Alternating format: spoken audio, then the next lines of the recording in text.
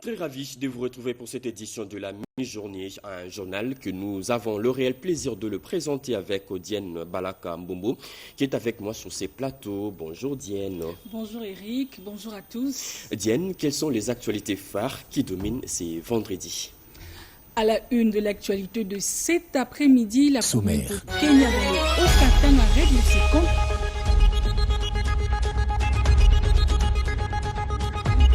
Des violences à la barre, 65 jeunes, tous membres de partis politiques poursuivis pour association de malfaiteurs et terrorisme. Des détails à suivre dans un instant. Également au sommaire de votre trésor, Kinshasa déclare la guerre aux déchets, bientôt salir la rue et jeter des déchets sur les avenues coûtera cher. Les députés provinciaux viennent de voter l'édit qui sanctionne les infractions liées aux déchets domestiques dans la capitale. Les pollueurs des espaces publics seront frappés au portefeuille. On en parle dans un instant. Et enfin, de la culture et de la musique, 10 ans après, les Congolais pleurent toujours. L'artiste musicien Papa Wemba, décédé sur scène en Côte d'Ivoire lors du Fémoin. Les rois de la SAP s'en est allé, mais son héritage reste vivace dans nos mémoires. Une chronique à suivre dans ces journaux. Voilà tout pour les titres. L'argent de la guerre de l'Est sous la loupe de l'Assemblée nationale. 3 membres du gouvernement, dont le vice-premier ministre de la Défense, de l'Intérieur et les ministres de Finances, ont été entendus par la Commission de Défense et Sécurité. Cette commission a remis hier au président de l'Assemblée nationale son rapport. Annie Balaka et Tété Bongounja pour les reportages. La commission défense et sécurité de l'Assemblée nationale, dirigée par l'honorable Mikindo, a achevé une série d'audiences jugées cruciales portant sur des questions hautement sensibles liées à la défense du territoire et à la sécurité nationale. En raison du caractère confidentiel des informations traitées, le bureau de la commission a procédé à la remise solennelle de son rapport entre les mains du président de l'Assemblée nationale, l'honorable Aimé Boji Sangara. À cette occasion, le rapporteur adjoint, l'honorable Joseph Nkoyi, s'est exprimé au nom de la commission pour présenter les grandes lignes de travaux menés ainsi que la portée des conclusions issues des auditions. Nous avons souhaité que dans un premier moment, que le bureau de la commission, je veux dire la commission, remette solennellement ces documents au bureau de l'Assemblée nationale. Ces travaux ont impliqué plusieurs membres du gouvernement directement concernés par les enjeux sécuritaires. Ont notamment été auditionnés le vice-premier ministre en charge de la Défense et de l'Intérieur, ainsi que le ministre des Finances en sa qualité d'ordonnateur de dépenses publiques, particulièrement celles liées aux opérations militaires. L'objectif était de s'assurer que ces opérations bénéficient d'un financement adéquat et régulier. Dans les soucis de garantir des meilleures conditions sociales aux forces de défense et de sécurité, le vice-premier ministre, ministre de la fonction publique, a également été attendu. Les échanges ont porté notamment sur la situation de l'affiliation des éléments de FARDC et de la police à la Caisse nationale de sécurité sociale des agents publics de l'État, un aspect essentiel du bien-être des militaires et policiers. La commission s'est également penchée sur la question stratégique de la sécurisation des sites miniers dans un contexte marqué par des tensions liées à l'exploitation des ressources naturelles. À cet effet, le ministre des Affaires étrangères et des Mines ont été consultés afin d'évaluer les mécanismes de protection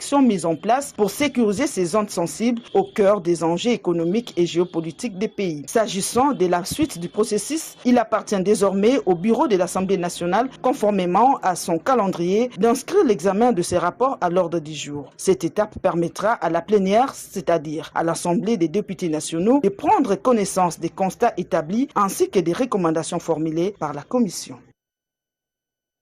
L'aéroport international de la Luano dans le Haut-Katanga prépare son grand décollage. La future aérogare sort petit à petit de terre et le chantier tient toutes ses promesses. Vérification faite hier jeudi à Lubumbashi par le vice-premier ministre, ministre en charge des Transports, Jean-Pierre Bemba Gombo, en compagnie du gouverneur du Haut-Katanga. Suivez. À l'initiative du président de la République, Félix-Antoine Tshisekedi Tshilombo, une nouvelle aérogare moderne est en train de sortir de terre à l'aéroport international de la Luano. Actuellement, les piliers de la structure prennent progressivement forme, tandis que les bétons du premier des 4 niveaux que comptera cette aérogare sont en cours de coulage. Dans le cadre de ce projet, il est également envisagé la construction d'une nouvelle route qui débouchera sous la route de Kasenga, tandis que l'actuelle sera transformée en voie à sens unique. Le vice-premier ministre et ministre des Transports et Voies de Communication, Jean-Pierre Bemba Gombo, a effectué une visite inspection sur le chantier ce jeudi 23 avril 2026. Il était accompagné du gouverneur intérimaire Martin Kazembe Choula, du directeur général de la régie des voies aériennes et du ministre provincial des Transports, Georges Baboni Mbaou. Ce projet prévoit la construction d'une nouvelle aérogare moderne sur 8000 m², capable d'accueillir jusqu'à 1 million de passagers par an. Le tarmac pourra recevoir 4 avions gros porteurs simultanément. Il est également prévu un terminal de fret d'une capacité de 5000 tonnes, un centre de maintenance, un hangar de stockage, une station d'épuration des eaux usées, ainsi que la modernisation des voies d'accès et des installations de sécurité incendie. À cette occasion, Jean-Pierre Bemba Gombo a exhorté l'entrepreneur turc Souma, chargé d'exécuter les travaux, à respecter le délai contractuel pour la livraison de l'ouvrage et elle bénéficie pour cela de toutes les facilités des gouvernements central et provincial. La ville de Calémie retient son souffle pour éviter les inondations. Le gouvernement provincial du Tanganyika lance l'opération de curage de la rivière Lukuga. Son lit étouffé par les déchets venus du lac Tanganyika menace de céder. Regardez. Les travaux des désobstructions des embâcles encombrant la rivière Lukuga ont été lancés et se poursuivent au niveau du pont de la Lukuga afin de restaurer les libres écoulements des eaux et de préserver cet ouvrage dans péril. Grâce à la réponse rapide du gouvernement provincial du Tanganyika, les travaux progressent pour évacuer l'ensemble des détritus qui obstruaient les lits de la rivière. Les ministres provinciaux des Transports et de l'Environnement, Norris Moulongoï, qui supervise personnellement les travaux, a tenu à rassurer la population qu'aucune prise de risque ne sera tolérée. Les gouvernements provinciaux restent pleinement mobilisés pour prévenir tout débordement des eaux de la Lukuga, ainsi que toute attente à l'intégrité du pont. Eh bien, nous sommes en train de surveiller les travaux de désobstruction de la rivière Lukuga, qui était obstruée par les détritus venus dans les îlots du lac Tanganyika. Alors aujourd'hui, j'ai été envoyé par Excellence Monsieur le Gouverneur pour surveiller, superviser les travaux qui se font afin d'éviter les dangers qui guettaient déjà le pont Lukuga. Les travaux sont financés par la province, par le gouvernement provincial. Je pense que dans 3 jours ici, les travaux pourront déjà finir. Et il y a d'autres détritus qui se trouvent au niveau de la plage. Nous allons encore aller de ce côté-là pour tout enlever. Et voilà. C'est un véritable soulagement pour la population du Calémie qui salue la célérité avec laquelle les gouverneurs Kisha Kitunga Mutiba s'est saisi de ces dossiers à bras les corps et a permis la mise en œuvre d'une solution dans un court délai. Les Chaussasler à Issiro dans le Haut-Touélé en provenance de Bounia, une équipe d'experts appuyée par des engins lourds est arrivée à Issiro pour donner le coup d'envoi de la modernisation du boulevard Félix Tshisekedi, un projet ambitieux de 45 km. Regardez. Dans le cadre de la modernisation de la voirie du boulevard Félix Tshisekedi à Issiro, dans la province du Haut-Touélé, une importante équipe de techniciens et plusieurs agents lourds ont été mobilisés ce lundi 20 avril 2026. La CLV 3 mai 2025, ce vaste projet de modernisation porté sur une linéaire de 45 km et vise à améliorer durablement la circulation ainsi que l'image de la ville d'Issiro. Premier point, à l'aéroport Murongo de Bounia, techniciens, ingénieurs et autres personnels ont pris d'assaut le lié avant leur départ à mission. Une mobilisation accompagnée par le PDG Joseph Eli Akilimali, dont la présence a motivé l'équipe. Pour les chefs d'équipe, le défi est de respecter les délais et garantir des travaux de qualité.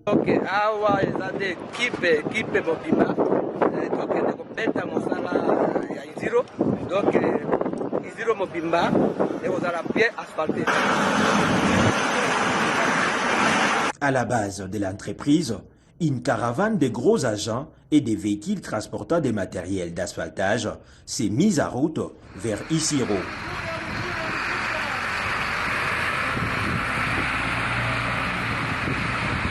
Avant le départ, chauffeurs et personnel ont reçu des encouragements ainsi que leur feuille de route. Les engins qui sont là ne sont pas suffisants. Nous sommes obligés maintenant d'y envoyer encore d'autres engins pour le renforcement et voir si on peut finir vite comme on a fait avec la ville de Bunia en modernisation. L'entreprise est en mesure de le faire parce qu'on a plusieurs engins. Elles ne sont pas seulement à Nisiro, nous sommes aussi à Kisangani. Nos chauffeurs sont motivés. Vous regardez comment ils sont déjà prêts et c'est comme si c'est nous qui les retardons de sortir maintenant pour commencer leur voyage. Cette mission, c'est la vision du chef d'État Félix-Antoine Tshisekedi Tshilombo pour la modernisation des infrastructures. Pour Joseph Elia Kilimali, qui a accompagné ses équipes jusqu'à la sortie des Bunia, ces gestes symbolisent la confiance et l'encouragement pour la réussite de cette mission.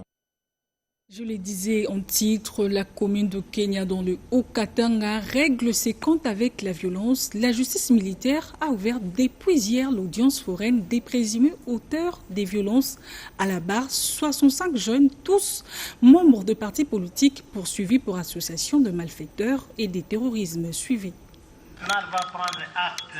Plus rien ne sera comme avant sous l'ère Martin Kazembe Choula, déterminé à juguler toute forme de violence des jeunes, se réclamant des partis politiques contre la paisible population. Plusieurs jeunes membres des partis politiques se sont livrés à des actes de violence dans la commune de Kenya il y a quelques jours, sont poursuivis par le tribunal militaire garnison de Lubumbashi pour association de malfaiteurs et terrorisme. Le procès se tient en audience foraine au stade Kibasa Maliba dans la commune de Kenya, théâtre des actes qui leur sont reprochés. Pour apporter son soutien à la justice et réaffirmer l'état des droits prôné par le président de la République, Félix-Antoine Tshisekedi Tshilombo, le gouverneur intérimaire Martin Kazembe Choula, accompagné de son ministre de l'Intérieur, Jean-Jacques Kashibatambo, et des membres du comité provincial de sécurité, a personnellement assisté à l'ouverture de cette audience foraine. La journée de ce jeudi 23 avril 2026 a été consacrée notamment à l'identification des prévenus. Selon un membre de la composition, 32 des 65 accusés se sont présentés devant les juges. Il s'agit d'un procès à caractère pédagogique destiné à dissuader d'autres jeunes qui, sous couvert d'activités politiques, s'adonnent à des actes de violence et d'extorsion sur des paisibles citoyens. Désormais, chacun est appelé à réfléchir à 2 fois avant de poser un acte susceptible de le mettre en conflit avec la loi. En Outouri, un vent d'espoir souffle pour les déplacés. Une structure locale et internationale a lancé un programme basé sur la participation des comités et des micro-projets adaptés au terrain. Suivez ces reportages de nos consoeurs de la RTNC Ituri.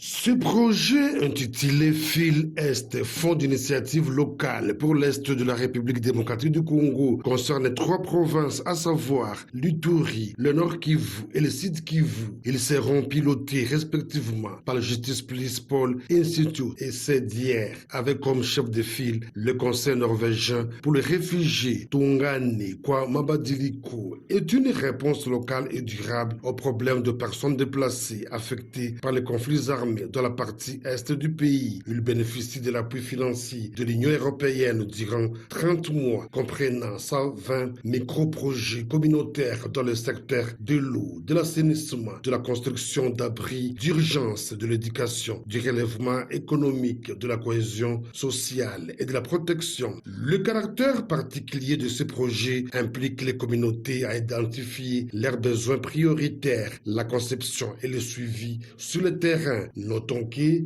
le directeur de ces consortiums, Marcelin Ridja de NRC, accompagné de Xavier Maki de Justice Police, est allé présenter ces projets financés par l'Union européenne à hauteur de 11 millions d'euros ce jeudi au gouverneur militaire de l'Ituri, le lieutenant-général Luboyanka Shomadjoni. Il s'agit de solliciter son accompagnement et ses orientations pour la réussite de ce projet communautaire. La machine est lancée, la RDC intensifie ses efforts et accélère ses préparatifs pour valider son ticket au processus UTI international réuni lors de la 139e session du comité exécutif. Les acteurs clés ont examiné la situation financière et les rapports pour l'exercice 2023-2024. Les détails avec Peggy Mukunda. Sous la présidence du ministre d'État, ministre du Plan, Guilain Nyembo, s'est tenue la 139e réunion du comité exécutif de l'initiative pour la transparence des industries extractives ITIE. Au centre de leurs échanges figurait la présentation des outils innovants en vue de permettre une meilleure gouvernance dans les secteurs forestiers. Donc il y a moyen de pouvoir aujourd'hui mesurer les degrés de déforestation et donc en même temps, comme ça a été demandé ici, de travailler aussi sur le côté de la taxe qui fait la compensation pour que nous puissions avoir des informations complètes et améliorer l'information que tout le monde attend dans les secteurs forestiers. Également, il a été question de la situation financière relative à la validation de la RDC au processus ITIE international. Le gouvernement congolais s'y attelle. Il y a eu encore des discussions sur le plan financier, mais nous avons rassuré au niveau du gouvernement que le travail se fait, même si le premier trimestre a été difficile. Mais de manière spécifique, nous apprécions le travail qui est fait au niveau du budget et des finances pour que ne puisse pas souffrir trop longtemps. D'autres points étaient inscrits à l'ordre du jour, notamment les reports de la conférence mondiale de l'ITIE 2026 prévue à Manille, Philippines, à cause de la guerre au Moyen-Orient. Et les rapports d'audit du Comité national ITIE de la RDC pour la période 2023-2024. Les explications ont été fournies par le coordonnateur national de l'ITIE RDC, Jean-Jacques Kaembe. Kinshasa déclare la guerre aux déchets. Bientôt salir la rue ou jeter des déchets sur les avenues coûtera cher. Les députés provinciaux viennent de voter l'édit qui sanctionne les infractions liées aux déchets domestiques dans la capitale. Les pollueurs des espaces publics seront frappés au portefeuille. C'est un reportage de Blandine Wavingana. Conduite par l'honorable Lévi Mbuta Sangou-Pamba, l'Assemblée provinciale de Kinshasa est plus que déterminée à lutter contre l'insalubrité dans la ville de Kinshasa. La séance plénière de ce mercredi 22 avril 2026 s'est penchée sur la toute première proposition d'édit portant sanctions applicables aux infractions relatives à la gestion des déchets domestiques dans la capitale.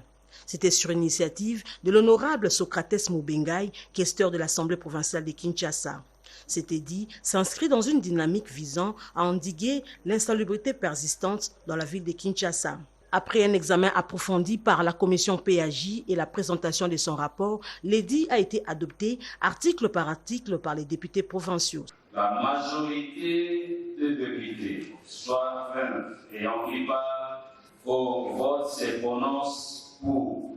Par conséquent, la proposition d'édit déterminant les sanctions du domaine réglementaire relative à la gestion des déchets dans la ville de Kinshasa vient d'être adoptée par l'Assemblée provinciale de Kinshasa.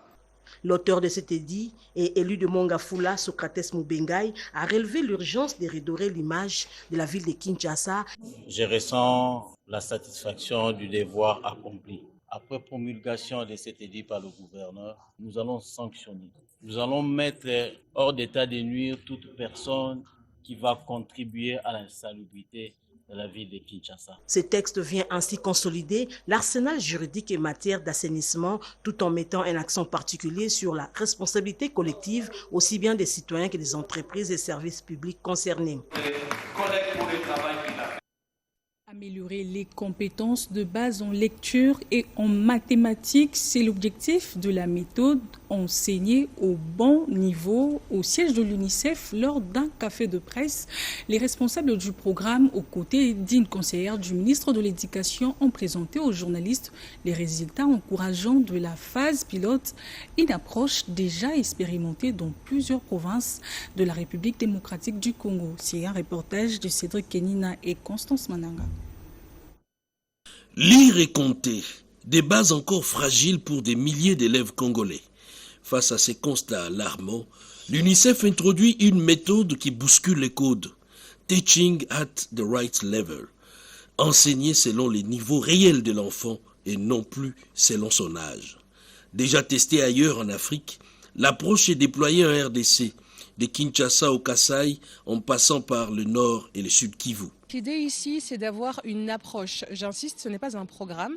L'approche Tarl utilise les programmes nationaux, mais avec une approche didactique. Donc il s'agit d'un art d'enseigner notre programme pour justement inclure nos élèves qui ont encore, selon les évaluations externes, des difficultés, certains, à savoir lire, écrire et même reconnaître des lettres ou des nombres avec beaucoup de chiffres, même quand ils arrivent à des niveaux du primaire élevés comme la 3e, la 4e ou la 5e primaire. Et donc c'est pour remédier à ces difficultés de terrain que l'approche et la didactique Tarl étaient intéressantes. L'idée c'est de commencer quelque part, de commencer avec le primaire, effectivement pour endiguer ces difficultés rencontrées sur le terrain. Le but est de renforcer les fondamentaux dès la 3e primaire et freiner l'échec scolaire à la racine.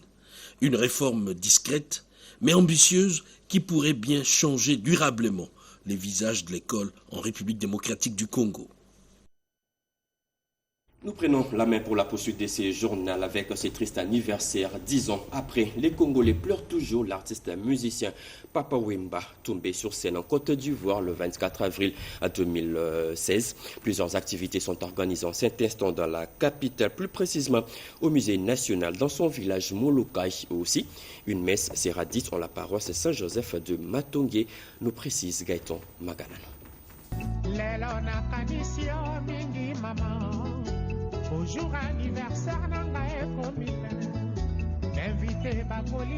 C'est 24 avril 2026, le chef du village Molokai, Papa Wemba Bakala Diakouba, totalisera 10 ans dans l'au-delà. 10 ans après sa disparition, l'héritage de Papa Wemba continue d'inspirer artistes mélomanes. La ville de Kinshasa en RDC s'apprête à lui rendre un hommage mérité. La paroisse Saint-Joseph de Matongé, l'église que l'artiste chérissait tant aux côtés de son ami Abekoko.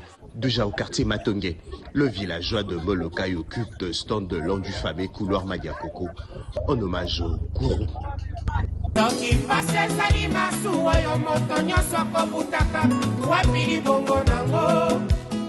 Une exposition commémorative intitulée Maître de l'école Bilembo ya Papa Wemba se tiendra du 24 au 26 avril 2026 au Musée national de la Rumba. Selon un communiqué officiel, cet événement vise à célébrer la mémoire et l'héritage de Shungu Wemba Dio, c'est lui qui demeure l'une des figures majeures de la musique africaine. Le Musée national de la Rumba prévoit une série d'activités culturelles destinées à retracer le parcours exceptionnel de cette icône de la rumba congolaise, souvent surnommé le pape de la sape. Société des ambianceurs et de personnes élégantes pour son influence dans la mode et la culture urbaine. Né à Lobefou et décédé le 24 avril 2016 à Abidjan, Papa Wemba reste une référence en tant que cofondateur de Zaiko Langalanga en 1969, puis créateur de Viva la Musica. Il a profondément modernisé la rumba congolaise.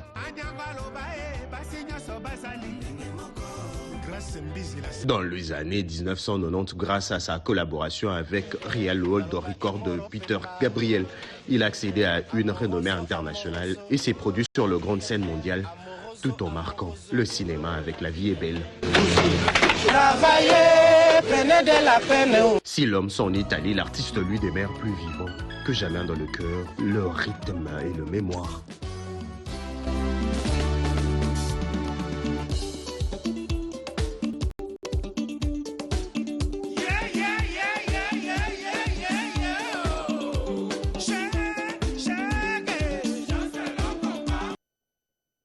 Le roi de la SAP s'en est allé, micro à la main, mais son héritage reste vivace dans nos mémoires. Retour sur le personnage qui était Papa Wemba dans cette chronique signée Guy Matundu. 10 ans que la voix de Papa Wemba s'est tue, ou plutôt qu'elle s'est élevée autrement. Car certains artistes ne disparaissent pas, ils entrent dans la mémoire du peuple. Le 24 avril 2016, à la faveur du festival de musique urbaine d'Anoumabo, la scène est devenue plus qu'un spectacle. Elle s'est transformée en lieu de passage, presque sacré. Papa Wemba est tombé là où il a toujours vécu, debout face à son public, au cœur de la musique. Mourir sur scène, pour un artiste, ce n'est pas seulement une fin, c'est une signature. Celle d'un homme qui aura donc donné jusqu'au dernier souffle à son art. Mais Papa Wemba, c'est bien plus qu'un instant tragique. C'est une trajectoire, une constellation de rôles et d'engagement. Il était d'abord un panafricaniste, un artiste qui, par sa musique et ses rencontres, a su relier le peuple africain, porter haut une identité culturelle fière et ouverte au monde. Papa Wemba, c'était aussi une voix qui a chanté la femme, magnifié la mère. Dans son œuvre, la femme n'est pas un décor, elle est pilier, mémoire, avenir.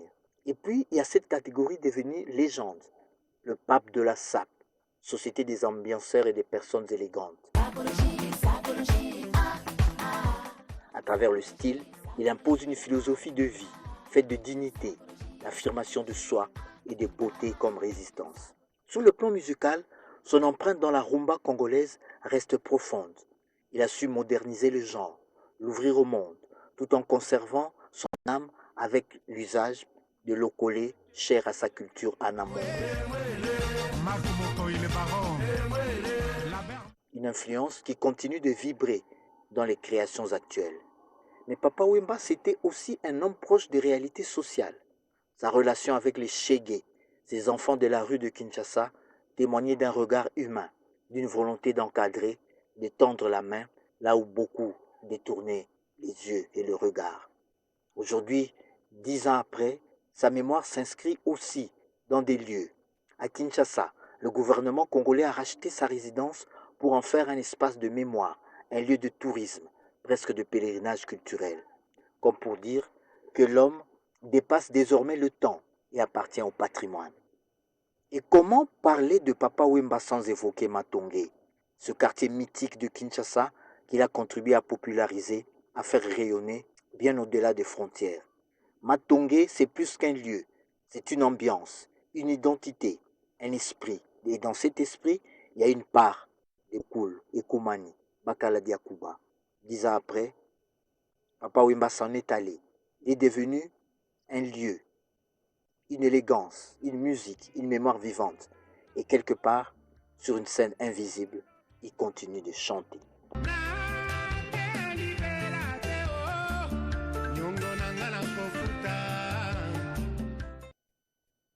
L'unité avant tout, la Fédération provinciale des l'UDPS Bazouélé appelle le membre de l'Union sacrée à serrer les rangs, mot d'ordre, amour de la patrie, dans la ligne tracée par le président de la République, Félix Antoine Tshisekedi Tshilombo. Dans son point de presse tenu au siège du parti sur le boulevard Lumumba, commune Finan, dans la ville de Bouta, le président fédéral de l'IDPS Tshisekedi Sangama Volo Dieudonné demande aux membres de la plateforme présidentielle Union sacrée de la nation à respecter le mot d'ordre de l'autorité de référence Félix Antoine Tshisekedi Tshilombo. Le non-respect du principe de stabilité et d'équilibre des institutions, pourtant prôné par le chef de l'État, son Excellence Félix Antoine Tshisekedi Tshilombo, qui a demandé au gouverneur de province de travailler en faveur de la stabilité des institutions provinciales. Ainsi, fidèle à ses valeurs et son engagement pour la démocratie, l'IDPS Tshisekedi Fédération du Bazouélé exhorte les membres de cette plateforme dans le souci de préserver l'intérêt supérieur de la population du Bazouélé. Demandons aux députés provinciaux de respecter strictement les lois de la République démocratique du Congo. Exhortons au respect des compromis politiques au sein de l'Union sacrée de la nation et du principe d'équilibre institutionnel. Sachez enfin que ce point de presse du fédéral de l'IDPS Tshisekedi Bazouélé intervient à quelques jours de la matinée politique animée par ces derniers où il avait lancé le même message de l'unité au sein du parti et de la plateforme. Dernier virage de ces journaux, double piqûre dans la province du Lualaba. La campagne de vaccination NVPO et VPOB vient d'être lancée. Regardons. La zone de santé de Fungurumé a vécu un moment fort avec le lancement officiel des vaccins NVPO et VPOB, une initiative portée par le bourgmestre intérimaire l'honorable Aline Makano Chilombo. Profitant de cette occasion, l'autorité communale s'est entretenue avec les femmes venues pour les consultations prénatales et postnatales au centre hospitalier Ushuda situé dans l'aire de santé de la cité de Vallée. Elle a rappelé l'importance d'une attitude responsable et préventive pour les femmes enceintes et celles en période postnatale afin de garantir la santé de la mère et de l'enfant. La première citoyenne de Fungurumé, Makano Chilombo, a été accueillie par les comités dirigeants de cette structure sanitaire privée, conduite par son promoteur M. Nzeng Kachilonde Jean, avant de recevoir son portrait. Le docteur Divine, représentant du corps médical, a prononcé un mot de circonstance saluant l'engagement des autorités locales pour la santé communautaire. Dans son allocution, l'honorable Aline Makano a rappelé la politique de gratuité des maternités prônée par le chef de l'État congolais Félix Tshisekedi et suivie avec rigueur dans le Lualaba par la gouverneure Fifi Masuka Saini. Elle a insisté sur la nécessité de maintenir cette mesure pour alléger les fardeaux de famille. Proximité avec la population, après avoir écouté les doléances des femmes présentes, Madame Makano a visité plusieurs blocs du centre hospitalier, réconfortant les malades internés. Dans un geste de solidarité, elle a versé une somme importante au bénéfice des femmes rencontrées sur place, renforçant ainsi la confiance entre l'autorité et la population. C'est fini pour ce journal de la mi-journée, un journal que nous avons eu le plaisir de le co-présenter avec notre consoeur Diane Balaka Mbombo. Mesdames et messieurs, merci de nous avoir suivis. Prochain rendez-vous de l'actualité, c'est à 19h avec Marie Kalong, 20h centre Nyangi Tabou. Au revoir.